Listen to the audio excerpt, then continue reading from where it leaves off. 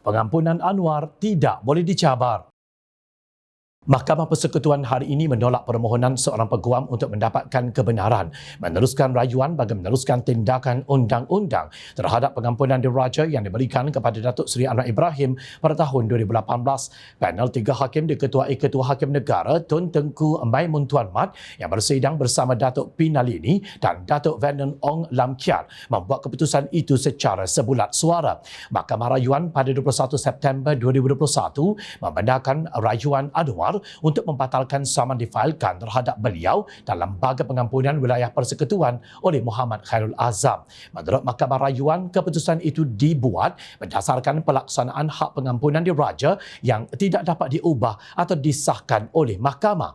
Terdahulu, Peguam Muhammad Khairul Azam memfailkan saman pemula pada 26 Februari 2020 dengan menamakan Lembaga Pengampunan dan Anwar sebagai defendant. Beliau mendakwa beberapa tindakan tidak berperlembagaan diambil bagi memastikan Anwar menerima pengampunan yang membebaskannya dari penjara susulan pilihan raya umum ke-14. Katanya pengampunan penuh yang diberikan kepada Anwar oleh Yang di-Pertuan Agong bercanggah perkara 42/4 dan -5 Perlembagaan Persekutuan kerana kuasa pengampunan hendaklah dilaksanakan atas nasihat Lembaga Pengampunan. Menurut Muhammad Khairul, Lembaga Pengampunan ketika itu belum dibentuk dengan sempurna. Berikutan negara baru saja selesai menjalankan pilihan raya umum ke-14 pada 9 Mei 2018 dan dalam proses membentuk kerajaan baharu.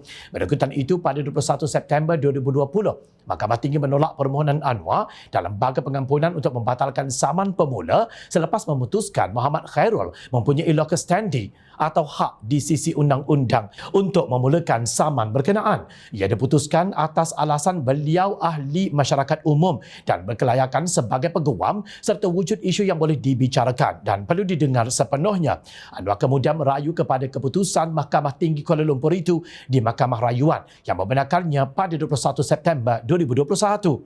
Muhammad Khairul tak puas hati lalu membuat rayuan di mahkamah paling tinggi di negara ini, iaitu Mahkamah Persekutuan.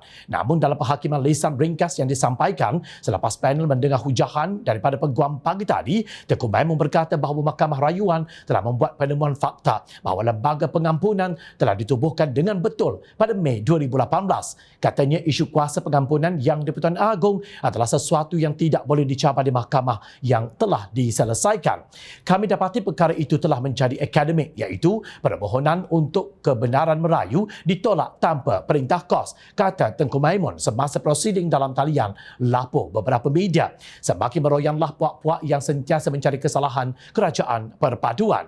Pada 8 November 2022, Presiden PAS Tan Sri Abdul Hadi Awang menyerang Pakatan Harapan dengan mengaitkan gabungan itu dengan fahaman komunis serta golongan lesbian, gay, bisexual dan transgender LGBT.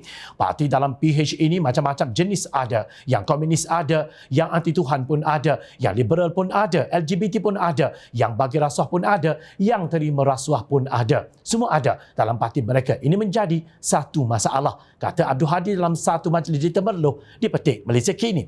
Ketika berkempen pada pilihan raya Dewan Undangan Negeri Tioman, Abdul Hadi terus mempersoalkan kredibiliti Anwar sebagai Perdana Menteri, sama ada cukup syarat atau sebaliknya untuk memegang jawatan tersebut.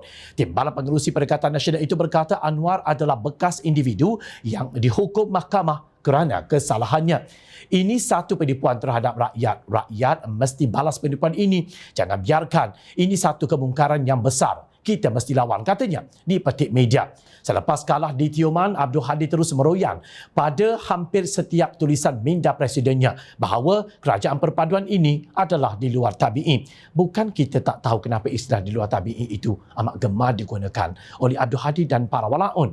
Ia sebagai satu percubaan untuk mengingatkan kita kepada kes liwat 1 dan kes liwat 2 yang satu dunia tahu hanyalah pendakwaan politik. Untuk rekod kumpulan hak asasi manusia antarabangsa, Amnesty International menganggap Anwar sebagai prisoner of conscience atau tahanan hati nurani. Pada 16 Mei 2018, semasa mengalu-alukan keputusan Yang di-Pertuan Agong ketika itu, Sultan Muhammad Karimah berkata pihaknya telah berkempen untuk kebebasan Anwar selama 20 tahun. Anwar should never have been jailed in the first place, tegas Setiausaha Agong Amnesty International Nasional Salil Shetty. Pada dasarnya Anwar tidak patut dipenjara atas dakwaan bermotifkan politik, kata Badan Antarabangsa itu. Kini Mahkamah Persekutuan telah membuat keputusan. Apa kata gerombolan yang hasad dengki kepada Anwar dan penunggang agama? Adakah Ketua Hakim Tengku Maimun akan ditakfiri?